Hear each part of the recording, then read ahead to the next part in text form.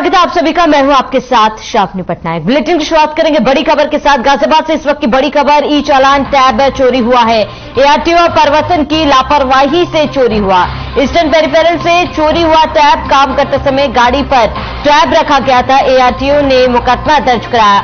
मसूरी थाना एरिया का पूरा मामला। बड़ी जानकारी इस वक्त की आपको बता रहे हैं। बड़ी खबर है जानकारी, जहां पर ई चालान टैब चोरी हो गया। एआरटीओ प्रवर्तन की लापरवाही से ई चालान टैब चोरी हुआ है। ईस्टर्न पेरिफेरल से ये टैब चोरी हुआ है। काम करते समय गाड़ी पर टैब रखा था, जिसे चोरों ने चोरी कर लिया। बड़ी जानकारी इस वक्त की गाजियाबाद से आपको बता रहे हैं। ई चालान टैब चोरी होने से हड़कंप। एआरटीओ प्रवर्तन की लापरवाही से टैब चोरी हुआ है। गाड़ी में टैब रखा गया था। ईस्टर्न पेरिफेरल से चोरों ने हाथ साफ किया है। बड़ी जानकारी गाजियाबाद से आपको बता रहे हैं। मसूरी थाना एरिया में ये चोरी हुई है और ई चालान टैब चोरों ने चुराया।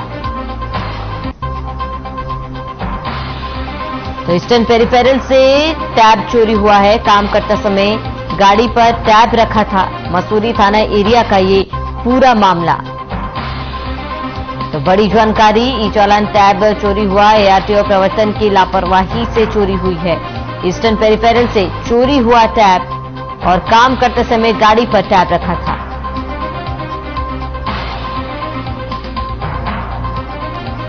उत्तर प्रदेश के जनपद बरेली में एमएलसी चुनाव की काउंटिंग प्रक्रिया सुबह 8 बजे से सुचारू रूप से चल रही है। बता दें, बरेली मुरादाबाद एमएलसी सीट के लिए सुबह से मतगणना शुरू हो चुकी है। मतगणना के लिए 14 टेबल लगाई गई। बता दें, मतगणना में 76 कर्मियों की ड्यूटी लगाई गई है। वहीं सभी टेबल पर सुरक्षा के लिहाज से पर्याप्त मात्रा में पुलिस बल तैनात किए गए। इसके साथ ही 20 मतगणना कर्मियों को रिजर्व में रखा गया। बरेली मुरादाबाद एमएलसी सीट पर 10 कैंडिडेट मैदान में हैं, लेकिन मुकाबला भाजपा और सपा के बीच है। 30 जनवरी को 53.79% यानी कि 92,687 स्नातक मतदान हुए थे। तो एमएलसी चुनाव के लिए काउंटिंग लगातार जारी है और आपको बता दें, बीजेपी और सपा के बीच सीधी टक्कर है। मतगणना के लिए सुरक्षा के भी कड़े इंतजाम किए गए।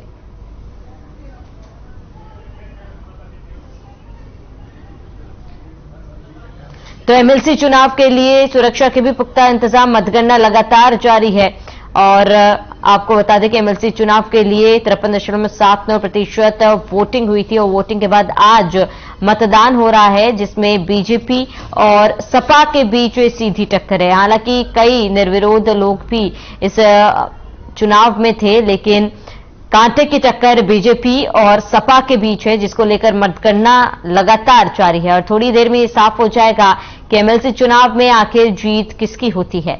तो मतगणना के लिए टेबल भी लगा दी गई है और सुरक्षा के कड़े इंतजाम किए गए हैं।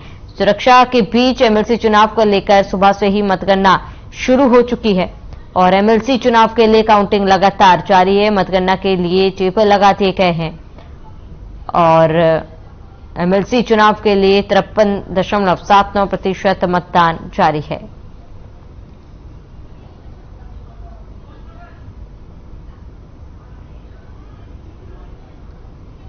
जिले की जो बरेली मुरादाबाद के 9 डिस्ट्रिक्ट्स हैं, उनका एमएलसी जो स्नातक खंड है, उसकी जिसका 30th को वोट पड़ा, उसकी आज काउंटिंग प्रातः 8 बजे शुरू हो गई। 8 बजे स्ट्रॉन्ग रूम खोला गया। 246 बूथ हमारे थे। इन सबके जो मतपेटिकाएं सभी एकदम इंटैक्ट थी। कैंडिडेट्स 3 कैंडिडेट्स आ गए थे, उनके समक्ष ही वीडियोग्राफी के साथ स्ट्रॉन्ग रूम खोला गया। 14 टेबल्स लग गई हैं और 14 टेबल्स पे अभी फर्स्ट राउंड से शुरू हो गया है।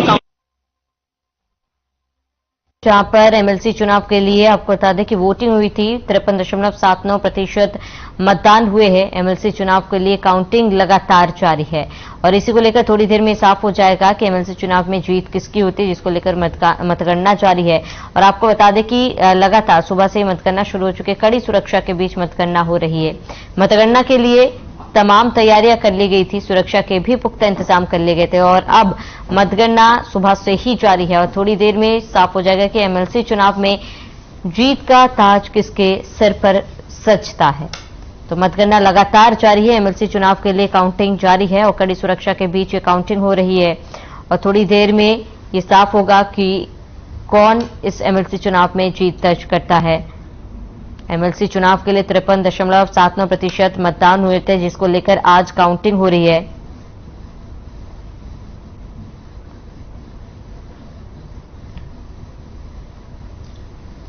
तो एमएलसी चुनाव के लिए 53.79% मतदान हो रहे हैं और एमएलसी चुनाव के लिए काउंटिंग लगातार जारी है और मतगणना के लिए टेबल लगाई गई है और सुरक्षा के भी पुख्ता इंतजाम किए गए हैं। तो सुबह से ही मतगणना लगातार जारी है और ऐसे में आपको बता दें कि सपा और बीजेपी के बीच कांटे की टक्कर है और मतगणना के बाद ये साफ होगा कि एमएलसी चुनाव में कौन जीत दर्ज करता है। तो कई मुद्दे थे और कई मुद्दों पर तमाम पार्टियों ने चुनाव लड़ा, जिसके बाद अब देखना होगा कि जनता का समर्थन आखिर किसे मिलता है। और एमएलसी चुनाव के लिए 53.79% मतदान हुए हैं और थोड़ी देर में काउंटिंग के बाद रिजल्ट की घोषणा होगी और तब चुनाव में किसकी जीत होती है इस बात का पता चल पाएगा।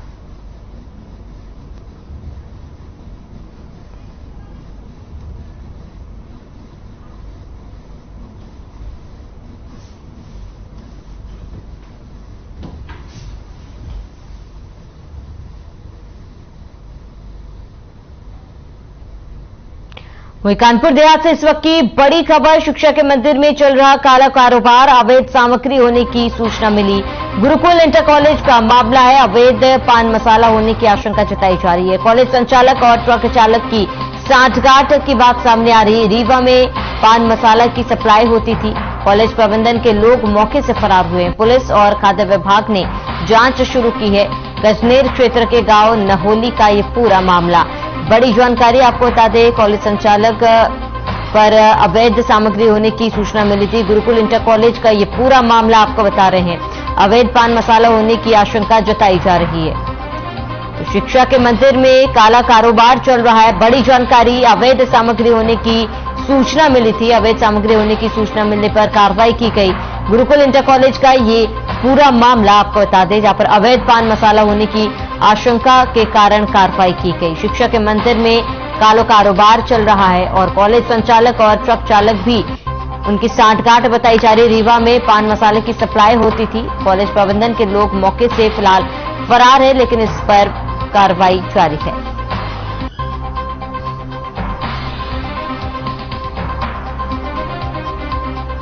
वहीं ज्यादा जानकारी के लिए जितेंद्र कुमार सिंह संवाददाता हमारे साथ जुड़ चुके हैं। जितेंद्र, क्या जानकारी है फिलहाल, किस तरीके से कार्रवाई की गई है? देखिए, बिल्कुल आपको बता दें, ये गजनेर थाना क्षेत्र का गांव है नहोली, उसी के पास ये गुरुकुल इंटर कॉलेज है, जहां पर करीब 80 लाख रुपए का ये अवैध पान मसाले का कारोबार इस शिक्षा के मंदिर में चल रहा था। और कई दिनों से इस प्रबंधन के द्वारा अपना मोबाइल बंद कर यहाँ पर स्कूल में ताला लगाकर सभी लोग फरार हैं। और पुलिस प्रशासन की बात करें, साथ ही खाद्य सुरक्षा के अधिकारी इस कॉलेज के बाहर खड़े हैं। अब इन लोगों का ये कहना है कि निजी संपत्ति है, इसके लिए यहाँ की वीडियोग्राफी कराई जाएगी, उसके बाद ही यहाँ का ताला खोलकर इस सामग्री के विषय में जानकारी हासिल की जाएगी। फिलहाल जो प्रबंध तंत्र है यहाँ से फरार है, पुलिस का जमावड़ा है, राजस्व की टीम भी मौके पर है, खाद्य सुरक्षा के अधिकारी भी लगातार नजरें बनाए हुए हैं। जी बिल्कुल जितेंद्र, क्योंकि एक स्कूल में ये काला धंधा किया जा रहा था और ऐसे में क्या इस बात की भनक तक किसी को नहीं लग पाई फिलहाल? देखिए, बिल्कुल ये बड़ा सवाल है कि कई दिनों से यहाँ ट्रकों की आवाजाही हो रही थी और बड़ी खेप जो कॉलेज के अंदर रखी हुई है, फिलहाल पुलिस की नजर है। लेकिन इस बड़ी खेप की नजर पुलिस पर आखिर क्यों नहीं पड़ी, इसका कैसे आखिर खुलासा नहीं हो पाया। इस बिंदुओं पर तमाम ऐसे बिंदु है जिन पर लगातार अभी जांच पड़ताल पुलिस की चल रही। फिलहाल ये जो पकड़ा हुआ पान मसाला है, ये दूसरे राज्य यानी मध्य प्रदेश के रीवा पहुंचाने की फिराक में जो इससे जुड़े हुए लोग हैं, उनकी नजर में ये सामने अभी तक निकल कर आया है। फिलहाल पूरी जांच पड़ताल की जा रही है और लगातार पुलिस और प्रशासन की टीम मौके पर है। बिल्कुल जितेंद्र, क्या इस पूरे मामले में किसी आरोपी की गिरफ्तारी हुई है? देखिए, आरोपी अभी फिलहाल पुलिस की पकड़ से दूर है और ये किस व्यक्ति का है और कि कौन लोगों ने यहाँ इसको रखा है, इस पर जांच पड़ताल जारी है। हालांकि कॉलेज प्रबंधन की बात की जाए तो उनकी संलिप्तता तो साफ जाहिर है ही, क्योंकि अपने मोबाइल बंद किए हुए घरों से भागे हुए हैं और लगातार पुलिस उनका पीछा भी कर रही, पुलिस उनको लेने का भी प्रयास कर रही है कि ताकि उनसे पूछताछ की जाए, लेकिन सभी लोग मौके से फरार हैं। बिल्कुल जितेंद्र, तमाम जानकारी के लिए आपका बहुत बहुत शुक्रिया।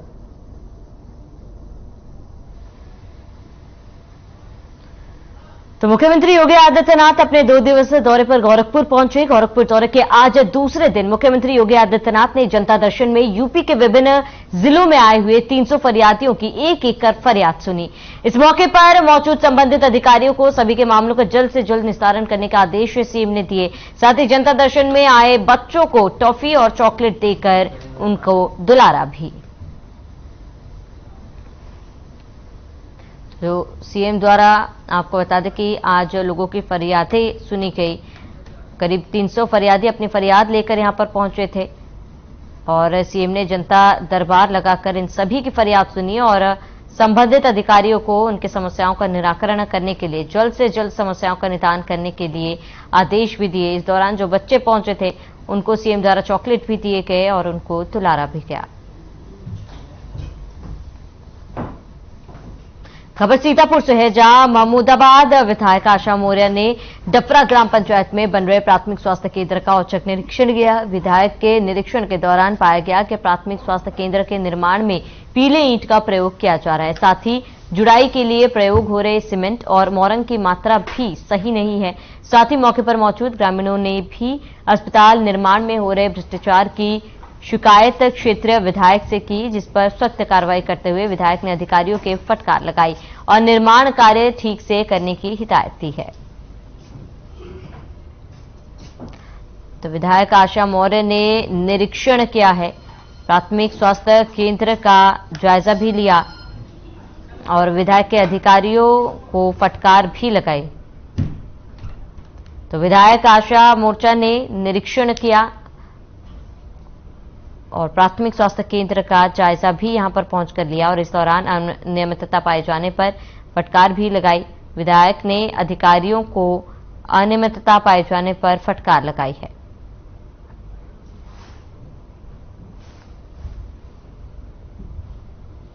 तो प्राथमिक स्वास्थ्य केंद्र का जायजा लिया है, विधायक ने अधिकारियों को फटकार लगाई है और विधायक आशा मोर्चा ने निरीक्षण किया है। तो प्राथमिक स्वास्थ्य केंद्र का जायजा लिया गया, विधायक ने अधिकारियों को फटकार लगाई।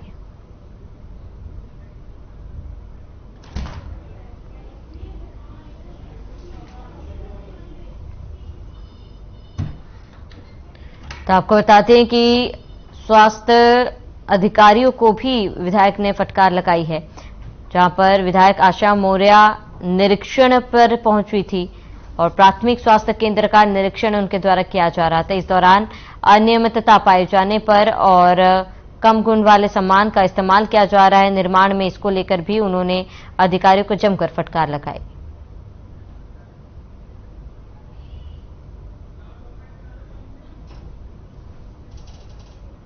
वो ज्यादा जानकारी के लिए संवाददाता पंकज कश्यप हमारे साथ जुड़े हुए हैं। पंकज, क्या जानकारी है, कहां पर विधायक पहुंची थी और क्या कुछ वहां पर बातें हुई हैं? जी, मैं बता दूं, ये पूरा मामला सीतापुर के तहसील महमूदाबाद क्षेत्र के डफरा ग्राम पंचायत का है। यहाँ प्राथमिक स्वास्थ्य केंद्र पर भ्रष्टाचार किया जा रहा है, जिस गांव वालों की शिकायत पर महमूदाबाद आशा मौर्य जो बीजेपी विधायक है वो पहुंची थी और आप तस्वीर में देख सकते हैं किस तरीके से जो है सभी ठेकेदारों और कर्मचारियों को जो है फटकारा है और निर्देशित किया है कि ऐसी हरकत की जाएगी तो सबको जो है दंडित किया जाएगा। बिल्कुल पंकज, क्योंकि वहां पर कई अनियमितताएं भी पाई गई है, जिसके बाद अधिकारियों को विधायक ने फटकार भी लगाई है। जी, दरअसल वहां पे काम चल रहा था, वहां पे अनियमित रूप से जो है मानक विहीन कार्य चल रहा था। पीला ईंटा का प्रयोग किया जा रहा था और सीमेंट मोरंग जो उसमें जो मात्रा लगानी चाहिए वो उसके विपरीत काम किया जा रहा था। ठीक है पंकज, तमाम जानकारी के लिए आपका बहुत बहुत शुक्रिया। अरे यार,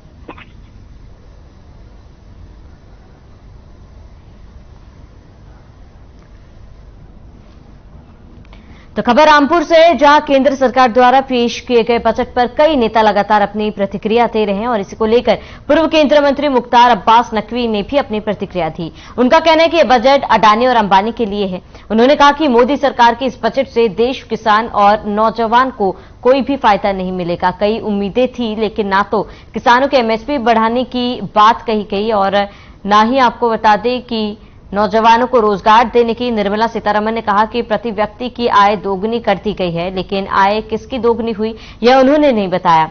वहीं रामपुर लोकसभा सांसद घनश्याम लोधी ने बताया कि बजट में गरीबों, किसानों, युवाओं व सरकारी कर्मचारियों के लिए विशेष ध्यान रखा गया है। गरीबों के बनने वाले आवास निर्माण के लिए पैसा बढ़ाया गया। किसानों को सुलभ लोन दिया जाएगा। किसानों को खेती करने में मदद मिलेगी। गरीब बच्चों की स्कॉलरशिप देने की व्यवस्था की गई है। रेलवे और एयरपोर्ट के लिए भी सरकार ने बजट में व्यवस्था की है और इस बजट से किसानों की आर्थिक स्थिति मजबूत होगी। एक तरफ तो दुनिया की आर्थिक तंगी और मंदी का दौर चल रहा है, दूसरी तरफ भारत बैशिंग ब्रिगेड की बकवास बहादुरी चल रही है। पूरी दुनिया की आर्थिक तंगी और मंदी को पछाड़ता हुआ और बकवास बहादुरी को परास्त करता हुआ देश के विकास, देश के समावेशी विकास, देश के सर्वस्पर्शी विकास, गांव, गरीब, किसान, झुग्गी झोपड़ी के इंसान, खेत और खलिहान के सरोकार को समर्पित ये बजट है। ये बजट ही नहीं है बल्कि देश के समावेशी विकास, सर्वस्पर्शी सशक्तिकरण का गजट है और नरेंद्र मोदी जी के दूरदर्शी नेतृत्व का ये नतीजा है कि आज देश तमाम तरह के संकटों और कंटकों के दौरान भी देश की अर्थव्यवस्था को प्रभावित 24 का भारत सरकार का जो बजट पेश किया है, एक मैं उसकी सराहना करता हूं, क्योंकि इसमें हर वर्ग को लेकर, चाहे कर्मचारी हो, चाहे किसान हो, चाहे जो गरीब जनता हो, उसको एक बहुत बड़ा लाभ मतलब देने का काम हमारे वित्त मंत्री जी ने किया है, हमारी सरकार ने किया है। क्योंकि किसानों को इसका लाभ मिलेगा और जो हमारे कर्मचारी है ना, उनको इसका लाभ मिलेगा और जो स्लैब जो बढ़ाए हमारे जो इनकम टैक्स के, मैं समझता हूँ हर वर्ग को उसका लाभ मिलेगा। मोदी सरकार के इस बजट से देश को बहुत उम्मीदें थीं। किसान, जवान और नौजवान, इन सबको बहुत ज्यादा उम्मीदें थीं, लेकिन न तो किसानों की एमएसपी बढ़ाने पर बात हुई इस बजट में, न नौजवानों को रोजगार देने पर कुछ मोदी सरकार ने किया। निर्मला सीतारमण जी ने कहा कि प्रति व्यक्ति की आय दोगुना कर दी गई है, लेकिन आय किसकी दोगुना हुई ये उन्होंने नहीं बताया। मोदी जी ने कहा कि 50 नए एयरपोर्ट खोले जाएंगे, लेकिन वो एयरपोर्ट किसको दिए जाएंगे इसका भी उन्होंने नहीं बताया। तो केंद्रीय वित्त मंत्री निर्मला सीतारमण ने कल देश का बजट पेश किया। बजट को लेकर उत्तर प्रदेश के मुख्यमंत्री योगी आदित्यनाथ ने अपनी प्रतिक्रिया दी। क्या कहा योगी आदित्यनाथ ने, आप भी सुनिए।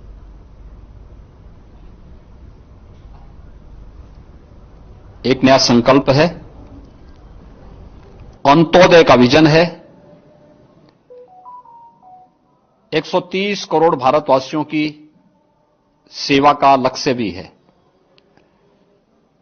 वर्तमान केंद्रीय बजट गांव, गरीब, किसान, नौजवान और महिलाएं समेत समाज के हर वर्ग की आशाओं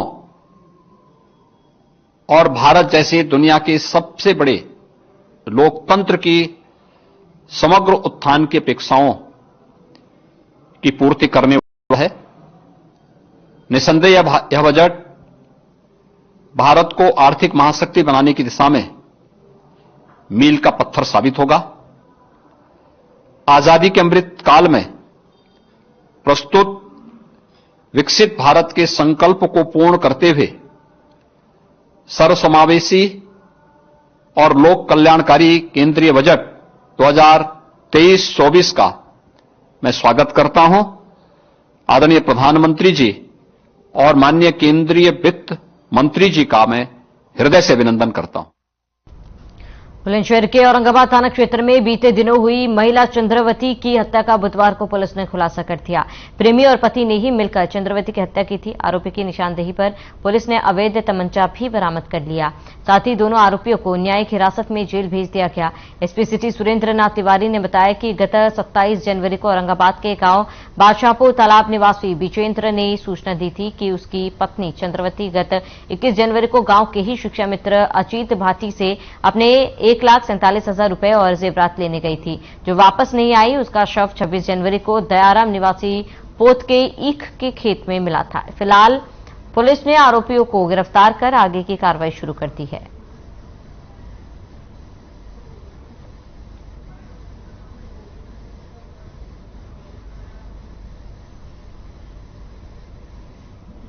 के खिलाफ नामजद तहरीर दी गई थी। उस व्यक्ति को भी लाकर के उससे पूछताछ की गई थी, लेकिन जब पुलिस ने छानबीन की तो पता लगा कि उस व्यक्ति के संबंध किसी और व्यक्ति, उस महिला के संबंध किसी और व्यक्ति से थे। वह व्यक्ति घर से मिसिंग है। उसके बारे में और छानबीन की गई। पता चला कि उस व्यक्ति के द्वारा ही उस महिला की हत्या की गई। उसको पुलिस द्वारा कस्टडी में लेकर जब पूछताछ की गई तो उसने अपने जुर्म को स्वीकार। खबर लखनऊ से है, जहां 2023-24 के लिए पेश हुए देश के बजट को लेकर कांग्रेस प्रवक्ता अंशु अवस्थी का बयान सामने आया। उन्होंने कहा कि उन्हें उम्मीद थी कि इस बजट से युवाओं, किसानों और आम आदमी को राहत मिलेगी, लेकिन यह बजट जनहित को भूलकर सरकार के उद्योगपति मित्रों को बचाने तक सीमित रहा। साथ ही उन्होंने कहा कि आज के बजट ने फिर से देशवासियों को निराश किया है। उन्होंने कहा कि बीजेपी सरकार और प्रधानमंत्री के फ्लैगशिप कार्यक्रमों को लेकर इस बजट में कुछ नहीं कहा गया। साथ ही एमएसएमई, छोटे उद्योग धंधे को इस बजट में कुछ भी नहीं मिला। बड़ी उम्मीदें थी इस बजट से, लेकिन इस बजट के आने के बाद ये बात साफ हो चुकी है कि सरकार थक चुकी है। अब सरकार के पास कुछ भी बचा नहीं, क्योंकि पिछले 8 साल में सिर्फ और सिर्फ उद्योगपतियों को और अमीर बनाने के लिए सभी सार्वजनिक उपक्रमों को बेचते रहे। देश का युवा बेरोजगार होकर सड़क पर टहलता रहा। किसान जाड़ा, बरसात, गर्मी में उन काले कानूनों के खिलाफ विरोध प्रदर्शन करता रहा। उम्मीद थी कि इस आखिरी बजट में आखिर देश के युवाओं के लिए, किसानों के लिए, आम आदमी के लिए, महिलाओं के लिए कुछ प्रबंध होंगे, लेकिन कुछ नहीं। अगर हाँ प्रबंध हैं तो सिर्फ विदेश को कर्ज देने के। वहीं महोबा में बढ़ते साइबर अपराधों से बचने के लिए एडीजी जोन प्रयागराज की नई पहल देखने को मिली है। आपको बता दें कि पूरे जोन में चलाए जा रहे जागरूकता अभियान के तहत आज महोबा में 1 दिवसीय साइबर प्रशिक्षण और जागरूकता अभियान चलाया गया। ये कार्यक्रम वीर भूमि डिग्री कॉलेज में आयोजित हुआ और इस कार्यक्रम में दिल्ली से आए साइबर सिक्योरिटी एक्सपर्ट डॉक्टर रक्षित टंडन की ओर से साइबर अपराधों से बचाव और कानूनों की जानकारियां लोगों को दी गई है।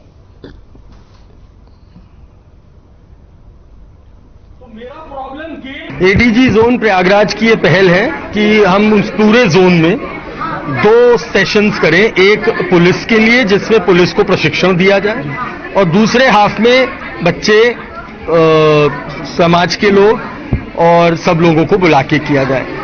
कारण ये है कि इस समय साइबर अपराध बहुत तेजी से बढ़ रहा है। हम लोग डिजिटली बहुत ज्यादा इस्तेमाल करते हैं, तो हमें पता होना चाहिए खतरे क्या हैं और उनसे बचा कैसे जाए। क्या करो, अपडेट करो। और चलिए इसी के साथ इस बुलेटिन में फिलहाल मेरे साथ इतना ही। देश और प्रदेश की तमाम बड़ी खबरों के लिए आप बने रहिए हमारे साथ।